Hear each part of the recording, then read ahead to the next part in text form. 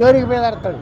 ನಮ್ಮ ಹಿಂದೂ ಸಂಸ್ಕೃತಿ, ಹಿಂದೂ ಧರ್ಮದಲ್ಲಿ ನಾವು ಮತ್ತೊಬ್ಬರ ದೇವರನ್ನು ಹೇಳಿಸುವುದು ನಮ್ಮ ಧರ್ಮದ, ನಮ್ಮ ಸಮಾಜದಲ್ಲಿ ನಮ್ಮ ಹಿರಿಯರು, ನಮ್ಮ ಗುರು ಹಿರಿಯರು ಕಲಿಸೇ ಇಲ್ಲ. ಆದರೆ ಹಿಂದೂ ಧರ್ಮದಲ್ಲಿ ರಾಮ, ಕೃಷ್ಣ, ಲಕ್ಷ್ಮೀ, ಸರಸ್ವತಿಯನ್ನು ಅಪಮಾನ ಮಾಡೋರು ಯಾರು ಈ ದೇಶನಾಗ? ಅವ್ರಿಗೂ ಇದೇ ಆಗಬೇಕಲ್ಲ.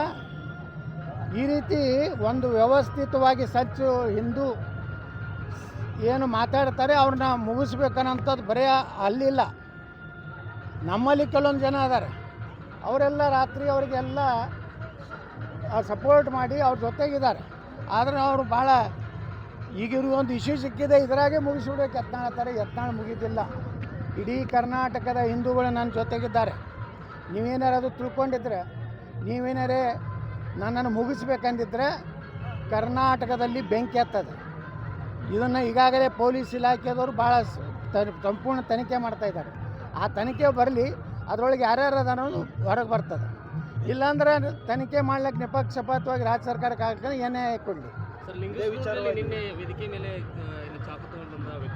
ಅದು ತನಿಖೆ ಮಾಡ್ಲಕತ್ತಾರ. ಶ್ರೀನಿವಾಸ್ ಅಂತೇನೋ ನಾನು ಕೇಳೀನಿ.